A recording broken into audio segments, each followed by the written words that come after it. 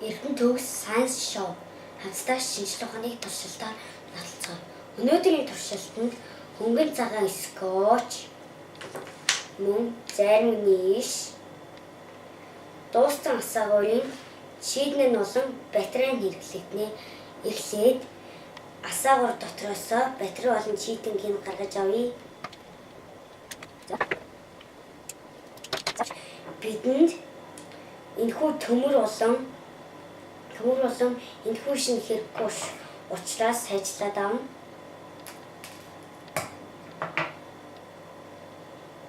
Бид энийг зарим ишин дээрээ хөлгөн гулган тогтоож наах учраас батарей маань баг зэрэг саадуулж магадгүй. За, тийм учраас батарейг нь авчихъя.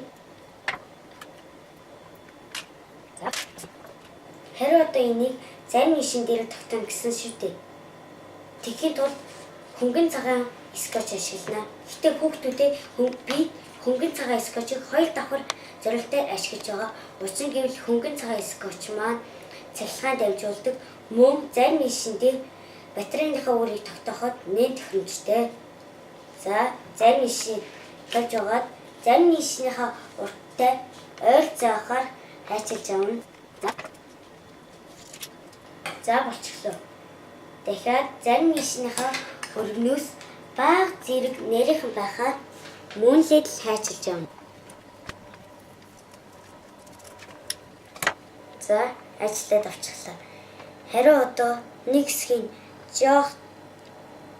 жоохныг нь хуулж байгаад гэхдээ гүйц тулахгүй шүү.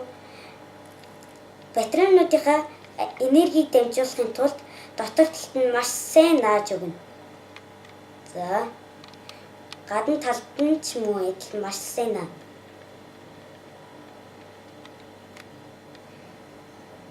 Би дахиад ингэж хайчилахгүй тулд өмнө нь өөр нэгийг бэлтчихсэн. Энэ вэ? За, яг л энэ аргаараа наа. За,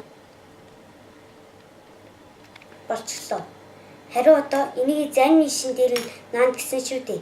Тийм болохоор бүгдийг хуулж авч байгаад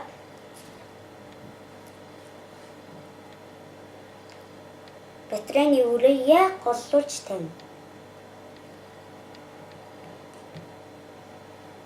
За, болчихлоо. За, ингээд үлдсэн илүү гарсан хэсгийг нь зарим ишин дээр тогтоож өгнө.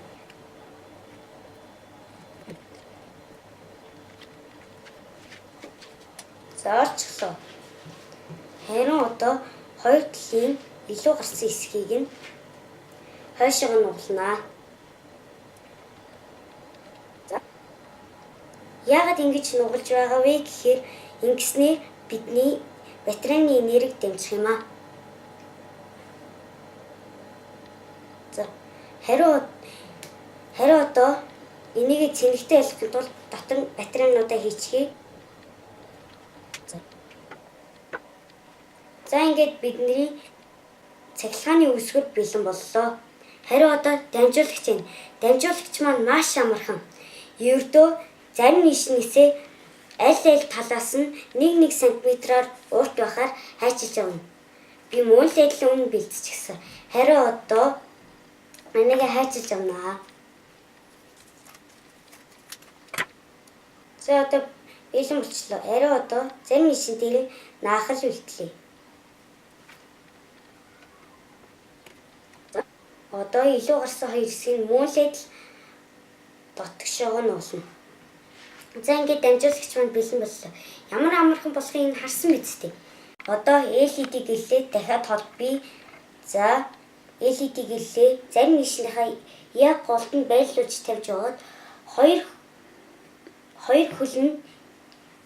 хөлийн хоёр тийшээ сугнаад. За, харин одоо LED гэлийнхаа гэлэндээ энерги хүргэж аваачихын тулд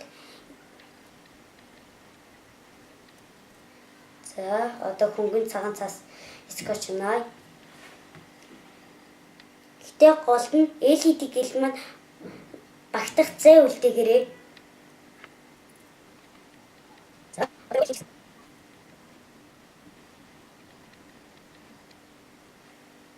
За, Хариу одоо LED гэлээ тогтооно. Тэгэхийн тулд бид хөнгөн цагаан скотчноос маш жоохныг 2 ширхгээр хайчилж авна.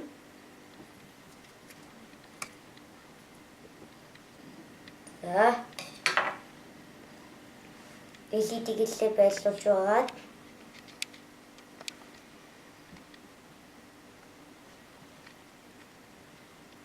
бүх багаарийн сайн гарахгүй бол хөнгөн цагаан скотч маань сайн тогтохгүй шүү нээзүүдаа.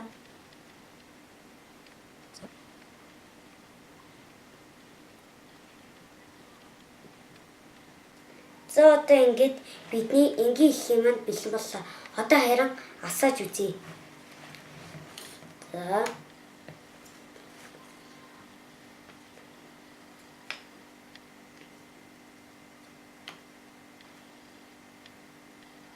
Хүүх, асчгүй шүү дээ. Харин би өмнө нь яг энэ аргаар өөр олныг бэлчгсэн байсан. Энэ вэ? Өөр энэ. Харин одоо би танарт цуваа холболт хийж үзүүлье.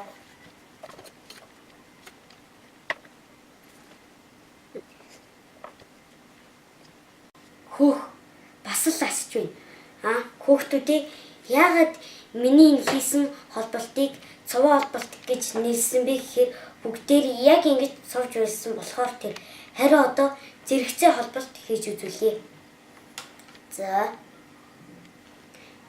Зэрэгцээ гэдэг нь хоёр зүйл яг нэгэн зэргийг байхыг хэлж байгаа юм аа.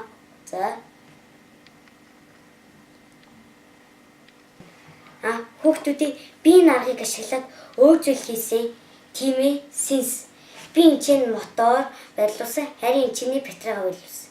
Гэхдээ би эдний хооронд нь цаавуугаар наахаас илүүтэйгээр дахиж ашиглахад хялбар гээд эсэнээр холбосон. Харж байгаа үсттэй.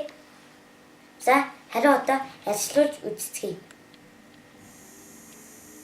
Хүүх, ямар хурдан эргэж байна. Хүүхдүүдээ бид өнөөдөр юу хийсэн бэ? Мэдээж энгийн цахилгаан хэлхээ. Бидний амьдралд энэ зүйл маш чухал. Батарейныхын оронд бидний ханд байдаг залгуур, харин дамжуулагчийн оронд цахилгааны утас, хэрэглэгч нь хөргөөгч, зуух, компьютер, ус буцалгагч гээд бидний гэрт дотор байдаг бүхий л төрлийн цахилгаан хэрэгсэл. Эрдэнэ төгс сайенс шоу байла. Би хөтлөгч, сурагч, даван юм.